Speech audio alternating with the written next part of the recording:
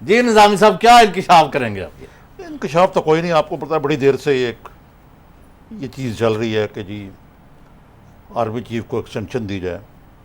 कुछ लोगों का ख्याल है कि उनकी जो खिदमात हैं मुल्क व कौम के लिए, ख़ास तौर पर जिस तरीके से उन्होंने इस मुल्क से दहशत गर्दी को मिनिमाइज़ किया, ये तो मानना पड़ेगा ना कि ये बहुत बड़ी अचीवमेंट है। एक पूरा जो आवा का आवा बिगड़ा हुआ था उसको उन्होंने पिछले जब से ज़रिए सब शुरू हुआ जनवरी 2015 से लेके अब तक काफ़ी उसको मामले को ठीक किया। कराची की रोशनी बाहर सिविलियन हुकूमत को तो अनकरन उसके ऊपर इनेबलिंग एनवायरनमेंट भी मुहैया करनी पड़ी, लेकिन आपने देख ही लिया कि नेशनल एक्शन प्लान पे कितना अमल हुआ है।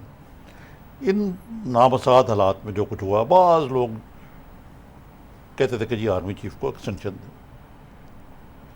आर्मी चीफ खुद एक्सटेंशन लेने के मामले में उन्होंने पहले बयान दे दिया, रिलेक्टेंट थे। उन्होंने बयान दे दिया, लेकिन इर्द गिर्द कुछ ऐसे अंसर ज़रूर थे जो इसको बड़ी हवा दे रहे थे कि जी एक्सटेंशन मिलनी चाहिए, मिल गई है। अब आजकल ये उड़ी हुई कि जी 14 अगस्त को उनको एक्सटेंशन दे दी जाएगी। फर्स्ट ऑफ ऑल तो 14 अगस्त, और जब उन्होंने रिटायर होना है नवंबर के आखिर में, काफ़ी टाइम, 3.5 महीने। 3.5 महीने, तो 14 अगस्त को कोई ज़रूरत नहीं है उनको एक्सटेंशन देने की। लेकिन जो मेरी खबर है वो ये है, क्या खबर है आपके कि पास? इस मामले में मियां नवाज शरीफ और आर्मी चीफ के दरमियान मुकम्मल अंडरस्टैंडिंग और हम आहंगी पैदा हो चुकी है समझौता हो गया है कि मियां नवाज शरीफ जो है, मैं जैसे इस प्रोग्राम में कहा, वो तो नो एक्सटेंशन रजीम में बिलीव करते हैं, चाहे वो सरकारी मुलाजिम हो चाहे वो आर्मी चीफ। और उन्होंने आर्मी चीफ को भी कन्वे किया, और आर्मी चीफ खुद भी इस बात के हामी हैं कि नो एक्सटेंशन। और ये जो अफवाहें आहिस्ता आहिस्ता दम भी तोड़ गई हुई हैं कि जी एक्सटेंशन कि इस मामले में कोई मीट नहीं है। और आपको याद होगा, जैसे मैंने कहा, एक चैनल पे ये भी चला गया कि मियां नवाज शरीफ साहब जो हैं, एक फुटेज चल रहा है कि वो कह रहे हैं बतौर लीडर ऑफ द अपोजिशन कि जनरल कियानी को एक्सटेंशन नहीं देनी चाहिए थी, और जब मैं आया तो मैंने बहरहाल अब इस बहस को छोड़ दें आप।